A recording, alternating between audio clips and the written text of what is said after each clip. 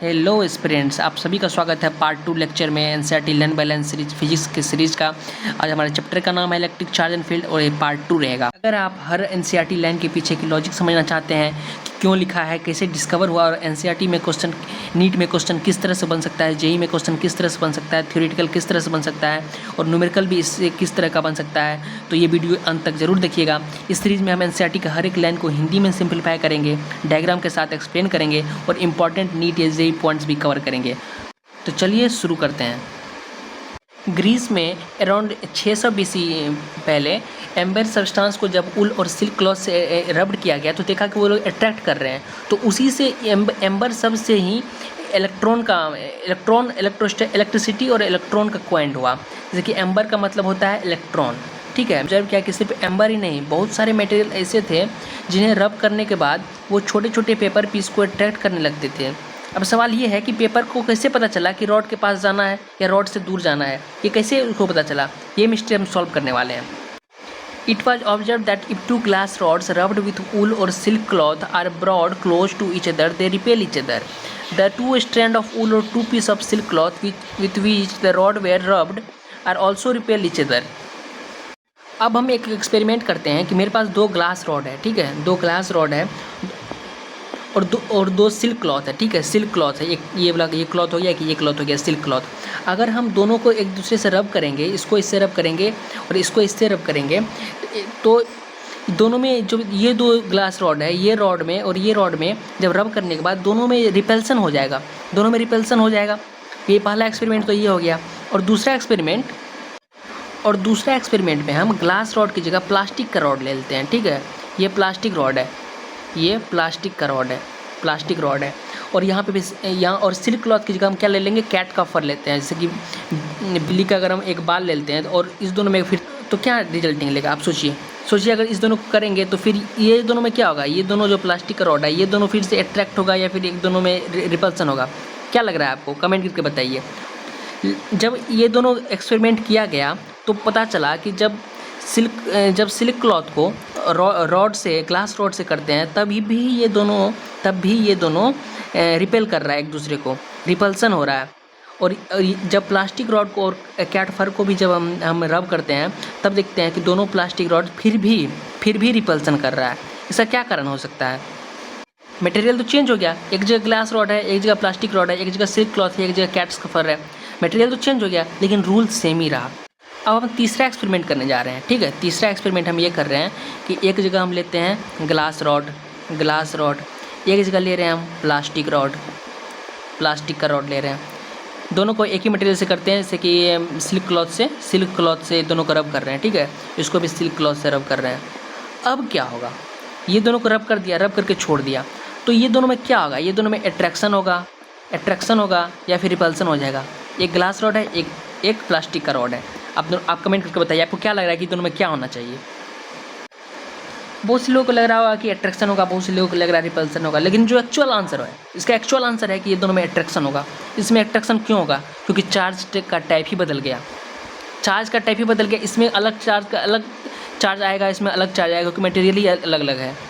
इसमें क्या था, इसमें दोनों प्लास्टिक का रॉड था, इसमें भी वही चार्ज ऑब्टेन होगा जो इसमें होगा क्योंकि मटेरियल सेम है। इसमें क्या होगा, इसमें भी ग्लास रॉड था, इसमें भी वही होगा जो वही होगा, चाहे माइनस होगा या प्लस होगा, ठीक है ना। तो इस 3 डायग्राम से हमें एक पैटर्न नोटिस हम लोगों ने किया कि ग्लास और ग्लास ये एक दूसरे को जो है रिपेल करेंगे। प्लास्टिक और प्लास्टिक भी जो है ये भी एक दोनों को रिपेल करेंगे, लेकिन ग्लास और प्लास्टिक जो है ये दूसरे को अट्रैक्ट करेंगे। मतलब इसका मतलब हम क्या समझे, इसका मतलब हम समझे कि सेम टाइप का जो चार्ज होता है वो जो है एक दूसरे को रिपेल करेगा, धक्का देगा, लेकिन डिफरेंट टाइप का चार्ज जो होता है वो एक दूसरे को अट्रैक्ट करेगा। अब हम देख लेते हैं एनसीईआरटी ने इसके बारे में क्या लिखा हुआ है। It was observe that if two glass rod rubbed with wool और silk cloth are brought close to each other, ठीक है, जब क्लोज टू ईच अदर किया गया, दे रिपेल ईच अदर, मतलब जब ग्लास रॉड को सिल्क क्लॉथ से अगर हम रब करते हैं तो एक दूसरे को रिपेल करते हैं। The two strand of wool और two piece of silk cloth with which the rod were rubbed are also repel each other, और ये दोनों जो है ये भी एक दूसरे को रिपेल करेंगे। हमने इसके बारे में बात नहीं किया, लेकिन ये दोनों जो है, ये दो क्लॉथ जो है ये भी आपस में एक दूसरे को रिपेल करेंगे। However, the glass rod and wool attract each other. जबकि जो मटेरियल से, जैसे कि ये सिल्क क्लॉथ से, जो मटेरियल से इसको ये ग्लास रॉड को ये जो रब किया गया, तो ये दोनों, इसमें तो अलग चार्ज बनेगा, इसमें अलग चार्ज बनेगा, तो ये दोनों तो एक दूसरे को अट्रैक्ट करेंगे, लेकिन ये दोनों एक दूसरे को रिपेल करेंगे। समझ में आ गई बात? सेम इसी तरह इसमें भी ये दोनों तो एक दूसरे को रिपेल करेंगे, लेकिन ये दोनों एक दूसरे को अट्रैक्ट करेंगे। ये जो कैट्स फर है और ये प्लास्टिक रॉड, ये दोनों तो एक दूसरे को अट्रैक्ट करेंगे, क्योंकि चार्ज यहाँ पे अपोजिट बन जाएगा। The glass rod and ul attract each other. Glass rod and ये उल क्लॉथ्स जो है, ये तो एक दूसरे को अट्रैक्ट करेंगे। Similarly to plastic rod rubbed with cat's fur repelled each other. वैसे ये तो एक दूसरे को रिपेल करेंगे। On the other hand the plastic rod attract the glass rod. Plastic rod जो है, और नेक्स्ट एक्सपेरिमेंट जो हम करते हैं, तो जब इस दोनों को हमने लोगों ने पास लाया, तो प्लास्टिक रॉड और ग्लास रॉड एक दूसरे को अट्रैक्ट करेंगे। यही लिखा हुआ, rod attract the glass rod and repel the silk और wool with which the glass rod is rub. और तो इसमें बोला कि the plastic rod attract the glass rod. Plastic rod जो है वो तो अट्रैक्ट करेगा ग्लास रॉड को, इसको तो अट्रैक्ट करेगा क्योंकि चार्ज का डिफरेंस है, प्लस है माइनस है, ठीक है। But and repel the silk और wool with the glass rod is rub. Glass rod किससे रब किया गया? इससे रब किया गया।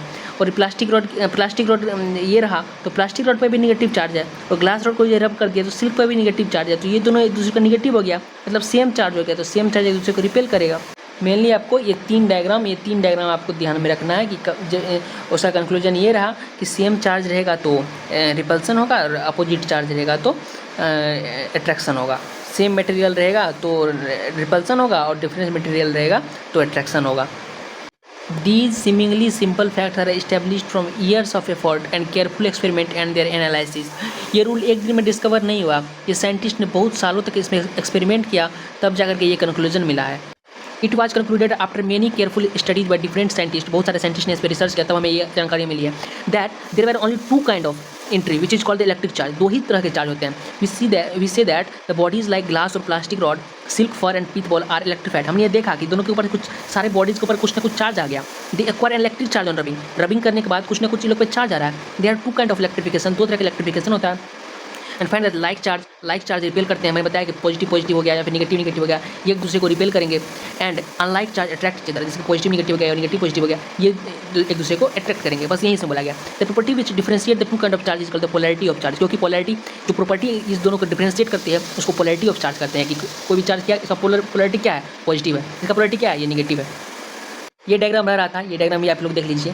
ग्लास रॉड पॉजिटिव इस पे भी आ गया, पॉजिटिव इस पे भी आ गया, तो इसका जो है रिपेल करेगा। ये प्लास्टिक रॉड दोनों पे निगेटिव आ गया, तो ये भी रिपेल करेगा। लेकिन ये ग्लास रॉड और ये प्लास्टिक रॉड, ये दोनों जो है एक दूसरे को अट्रैक्ट करेंगे, क्योंकि चार्ज का डिफरेंस आ गया, चार्ज अलग लगा गया, एक पॉजिटिव आ गया, एक निगेटिव आ गया, तो एक दूसरे को अट्रैक्ट करेंगे। When a glass rod is rubbed with silk, the rod acquires one kind of charge and the silk acquires the second kind of charge. कोई भी चीज़ अगर किसी ग्लास रॉड को अगर हम सिल्क से कर रहे हैं, तो या तो ये पॉजिटिव होगा और ये निगेटिव बन जाएगा, या ये पॉजिटिव बन जाएगा, ये निगेटिव बन जाएगा, ठीक है। This is true for any pair of object that are rub to be electrified. यह सही है, यह स्टेटमेंट सही है हर एक ऑब्जेक्ट के लिए जो कि इलेक्ट्रीफाइड हो रहा है रबिंग से, ठीक है। Now if the electrified glass rod is brought in contact with silk with which it was rubbed, they know longer attract each other. लेकिन अगर वही चार्ज ग्लास रॉड वापस उसी सिल्क के संपर्क में लाएगा, जैसे कि अगर टच कर देगा, जब तक टच नहीं है तब तक तो अट्रैक्शन होगा, जैसे ही टच कर देगा तो उसका सारा जो इलेक्ट्रिफिकेशन, सारा चार्ज उसका खत्म हो जाएगा, दोनों का चार्ज खत्म हो जाएगा और वो एक दूसरे को अट्रैक्ट नहीं कर पाएंगे। They also do not attract or repel other light object as they did on being electrified. जैसा कि पहले वे दूसरे ऑब्जेक्ट को अट्रैक्ट कर पा रहे थे, रिपेल कर पा रहे थे, वो अब वो जैसे ही एक दूसरे के संपर्क में आ गए तो वो एक दूसरे को अट्रैक्ट और रिपेल नहीं कर पाएंगे, क्योंकि उसका चार्ज सारा खत्म हो जाएगा, न्यूट्रल हो जाएगा, दोनों फिर से न्यूट्रल हो जाएंगे। ये एक इंपॉर्टेंट लाइन है यहाँ पर। Thus the charge acquired after rubbing lost when the charged body are closed brought in contact में जब लाएगा तो सारा खत्म हो जाएगा। तो नेक्स्ट बोल रहा है इसमें कि what can you conclude from this observation. इस ऑब्जर्वेशन से तुम क्या समझते हो?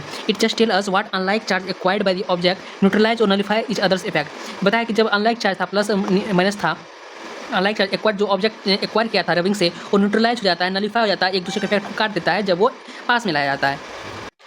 तो क्योंकि जैसे कि पहले का एक ग्लास रॉड का 5 कूलम था और जो सिल्क वाला था उसका -5 कूलम था, एग्जांपल मान लेते हैं। तो जब ये पास आएंगे, जब तक ये पास नहीं तब तक एक दूसरे को अट्रैक्ट करेंगे, लेकिन जैसे वो पास आएंगे तब +5 -5 क्या हो जाएगा, 0 हो जाएगा। इसलिए न्यूट्रल हो जाता है और कोई भी चार्ज उस पर नहीं रहता है, तो ना वो अट्रैक्ट कर पाता है ना वो रिपेल कर पाता है। इसी कारण से अमेरिकन वैज्ञानिक हुए एक बेंजामिन फ्रैंकलिन, उन्होंने 2 प्रकार के चार्ज के नाम रखे, एक पॉजिटिव एंड एक नेगेटिव। वहीं लिखा हुआ है therefore the charge were named as positive and negative by the American scientist Benjamin Franklin. तो एक ऐसी मान्यता बनाई गई, एक ऐसा माना गया ऐसा कि बाय कन्वेंशन चार्ज जो ग्लास रॉड और कैट का फर, ग्लास का रॉड और कैट का फर पे जो चार्ज था उसको पॉजिटिव चार्ज मान लिया गया, और प्लास्टिक रॉड और सिल्क के ऊपर जो चार्ज था उसको नेगेटिव मान लिया गया। If an object possess an electric charge it is said to be electrified. जिस भी ऑब्जेक्ट पर चार्ज रहेगा उसको हम इलेक्ट्रीफाइड कहेंगे और चार्ज ऑब्जेक्ट कहेंगे। जब इसके पास कोई भी चार्ज नहीं होगा, न्यूट्रल हो जाएगा, ये जब चार्ज न्यूट्रल हो जाएगा तो उसको हम इलेक्ट्रिकली न्यूट्रल ऑब्जेक्ट कहेंगे। ठीक है, जैसे कि कोई भी डेस्क पे बुक रखा हुआ है, कुर्सी हो गया, कोई भी ये सब टैब हो गया, फ़ोन हो गया, ये सब इलेक्ट्रिकल न्यूट्रल होते हैं। नेक्स्ट देख लेते हैं, हमने अभी तक जितना कुछ पढ़ा उसमें से सबसे ज़्यादा इंपॉर्टेंट जो पॉइंट था मैंने यहाँ पे लिख दिया अलग से इंपॉर्टेंट समरी करके। तो ग्लास रॉड एंड सिल्क को रब करने पर अलग अलग चार्ज आता है, तो कोई भी चीज़ को रब करेंगे तो उस पर अलग अलग चार्ज आएगा। बेंजामिन फ्रैंकलिन किसने बताया था पॉजिटिव चार्ज नेगेटिव चार्ज नाम किसने दिया, तो बेंजामिन फ्रैंकलिन ने दिया था। ग्लास रॉड और कैट्स क्या होगा, कैट्स का फर जो है पॉजिटिवली हो जाएगा चार्ज, एंड सिल्क और प्लास्टिक रॉड का हो जाएगा नेगेटिवली चार्ज हो जाएगा।